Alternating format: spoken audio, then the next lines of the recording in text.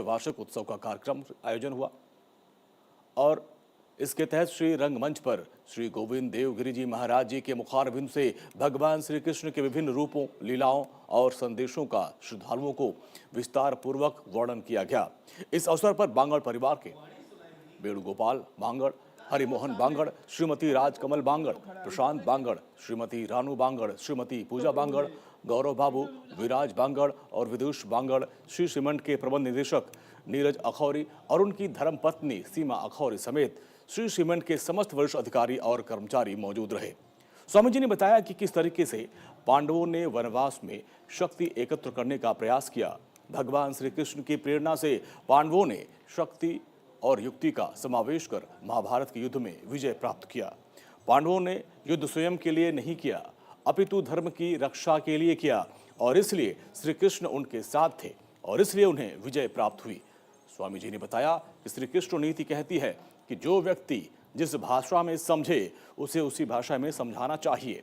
मनुष्य को किसी भी स्थिति में अपना विश्वास नहीं खोना चाहिए, उसे विश्वास रखना चाहिए कि उसके प्रयत्न करने से उसे विजय अवश्य प्राप्त होगी। मानव को सदैव सद्कर्म करना चाहिए, सद्कर्म ही मानव से परलोक के काम आते हैं। गोविंद देवगिरी जी महाराज की तरफ से प्रस्तुत किए जा रही कृष्ण नीति का दर्शन में आज मुख्य अतिथि के तौर पर राजस्थान सरकार की पूर्व मुख्यमंत्री एवं भारतीय जनता पार्टी के राष्ट्रीय उपाध्यक्ष श्रीमती वसुंधरा राजे सिंधिया भी पहुंची।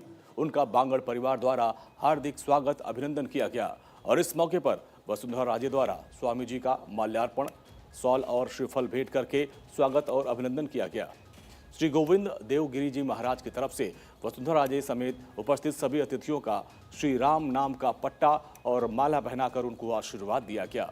इस मौके पर विशेष अतिथि के तौर पर राजस्थान सरकार के कैबिनेट मंत्री अविनाश गहलोत, मसूदा के विधायक वीरेंद्र कानावत, ब्यावर के विधायक शंकर सिंह रावत, राजपाल सिंह शेखावत, पूर्व मंत्री बाल मुकुंद आचार्य, विधायक हवा महल और सोजत की विधायक शोभा चौहान, ओशिया विधायक भैराराम चौधरी, नसीराबाद विधायक राम स्वरूप लांबा, डिडवाना विधायक यूनुस खान, डिविजनल कमिश्नर शक्ति सिंह राठौर, ब्यावर जिला कलेक्टर कमल राम मीणा, ब्यावर पुलिस अधीक्षक रतन सिंह राठौर, मसूदा उपखंड अधिकारी दीपशिखा कालवी समेत अन्य कई वरिष्ठ गणमान्य उपस्थित थे। वहां पे मेहमान श्री फाउंडेशन की तरफ से आयोजित की गई ज्ञान से जीवन दिशा और सेवा श्री कृष्ण नीति दर्शन कार्यक्रम हर्षोल्लास के साथ संपन्न हुआ। कार्यक्रम के अंत में बांगड़ परिवार और समस्त अतिथियों द्वारा श्री कृष्ण और पवित्र ग्रंथ की आरती की गई और उसके बाद भक्तों को प्रसाद बांटा गया। बांगड़ परिवार की तरफ से इस मौके पर सभी का आभार व्यक्त किया गया। श्री सीमेंट कंपनी का संकट मोचन हनुमान मंदिर का 26वां वार्षिकोत्सव 5 दिन का वार्षिक उत्सव जो है वो आज बड़ी धूमधाम के साथ में और भव्य आयोजनों के साथ में समापन हो गया। इस दौरान कई आयोजन किए गए, लेकिन मुख्य रूप से आज और कल जो कार्यक्रम किए गए थे सनातन धर्म के हिसाब से और धार्मिक रीति नीति के हिसाब से किए गए। इसके साथ साथ में आज कथा का भी समापन हुआ।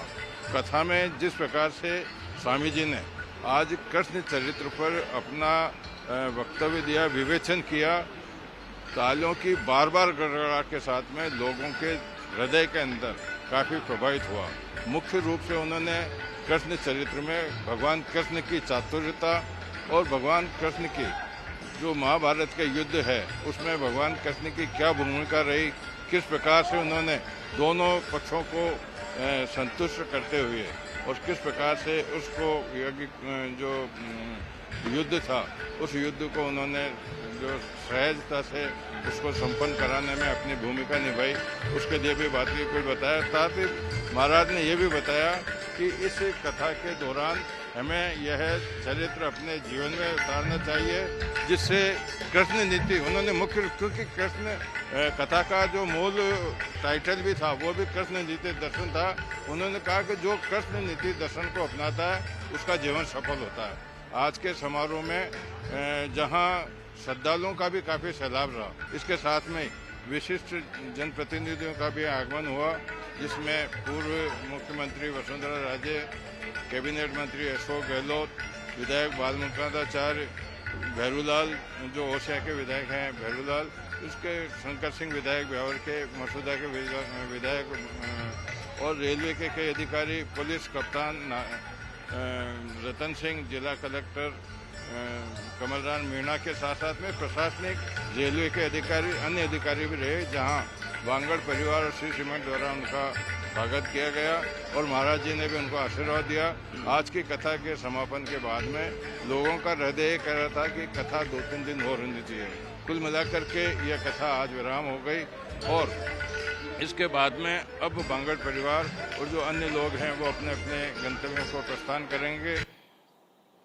इसके पहले प्रातःकाल भगवान हनुमान जी के विग्रह रथ को सवार करके भव्य शोभा यात्रा मंदिर से प्रस्थान करके श्री परिसर होकर संत निवास पर पूर्ण हुई। इसी के साथ ही मंदिर गर्भगृह में वांगड़ परिवार के सदस्यों में सामूहिक देव पूजा की गई और यज्ञ का आयोजन किया गया।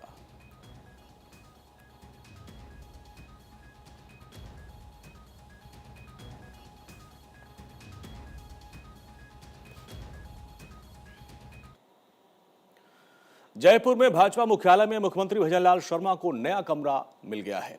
मुख्यमंत्री बनने के करीब 2.5 साल बाद मुख्यमंत्री चैंबर